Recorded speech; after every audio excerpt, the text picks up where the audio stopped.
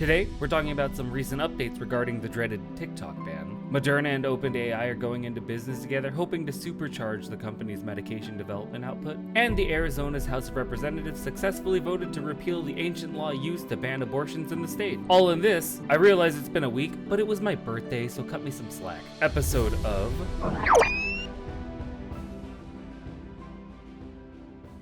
But before we start, don't forget to hit that subscribe button so you never miss one of our updates. Now, Alice, what are we starting off with? Up first, let's take a look at the landscape 1 week in, surrounding the controversial TikTok ban.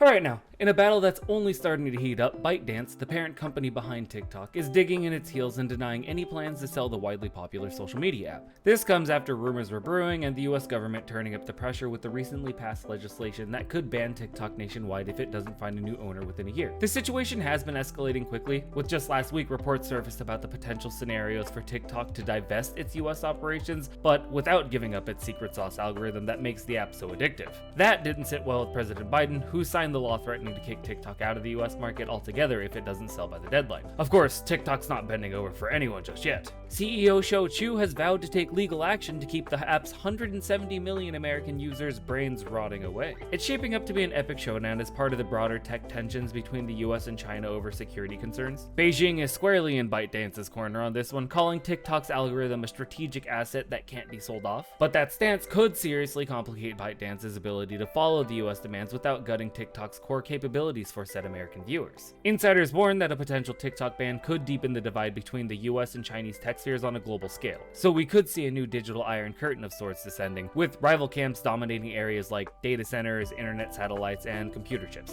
In other words, for ByteDance, it's not just about TikTok's future in the States, but its worldwide ambitions as a tech powerhouse. Losing the algorithm could cripple its competitive edge and shake up its position in other major markets too. At the end of the day, the TikTok drama highlights the delicate balancing act countries face between protecting national security and nurturing cutting-edge innovation in the ever-evolving tech landscape. How this saga plays out will likely set a major precedent on how this line gets walked globally. Moderna is poised to announce a strategic partnership with AI leader OpenAI, aiming to integrate AI across its business operations. Through this deal, 3,000 employees will access ChatGPT to enhance productivity and accelerate the development of 15 new products within the next 5 years.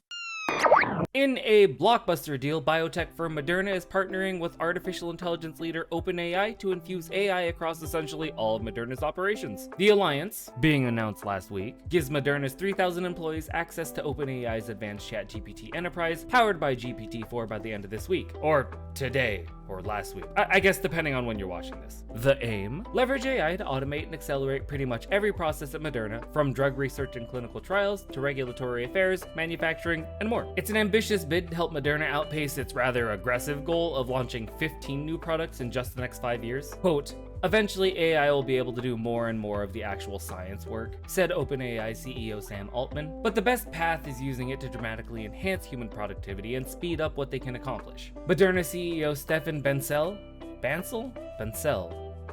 sorry man, is all in, calling broad AI implementation across the entire company key to renovating all of Moderna's processes. Like I said, scientific research, legal, manufacturing, everything. He's been obsessed with ChatGPT since Christmas 2022, making it one of just 4 apps on his iPhone home screen. So he loves his little robots, as we all should. We're on our way to Baymax, people. Baymax, brought to you by Moderna.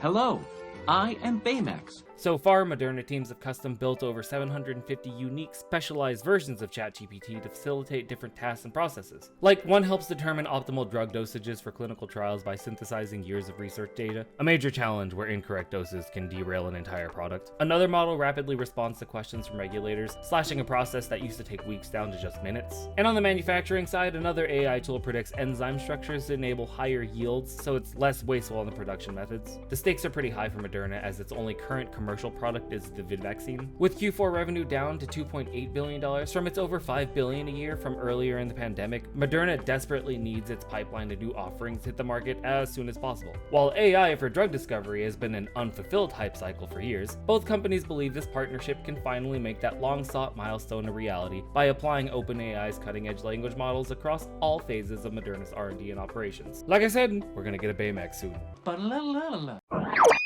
The Arizona House of Representatives has voted to repeal the 1864 law banning nearly all abortions, following the U.S. Supreme Court decision to overturn Roe v. Wade. The vote passed 32 to 28, with 3 Republicans joining Democrats.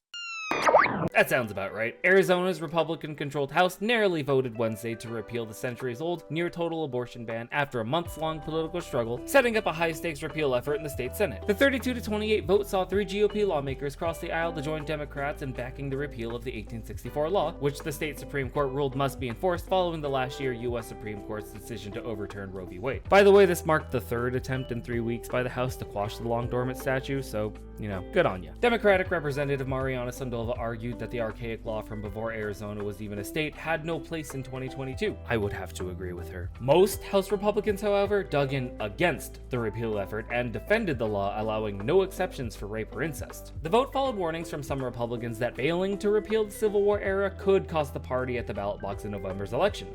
Smart people. The issue now heads to the Senate, which is narrowly controlled by Republicans 16 to 14 and could take up a repeal vote as early as next Wednesday. Democratic Governor Katie Hobbs supports repealing the 1864 law and is expected to sign if the repeal reaches her desk. I mean, even former President Donald Trump has criticized the state ruling that revived the 19th century statute, saying it's going too far and predicting it would be straightened out very quickly. Broken clock can be right twice a day, people. If the repeal effort fails in the Senate, the law criminalizing nearly all abortions is set to take effect on June 8th, superseding the state's current 15-week abortion ban passed last year. And on that glimmer of hope news, we're gonna call it. If you like what you saw here, do me a solid and hit that like button. Help spread some news. And well, I'll see you next time.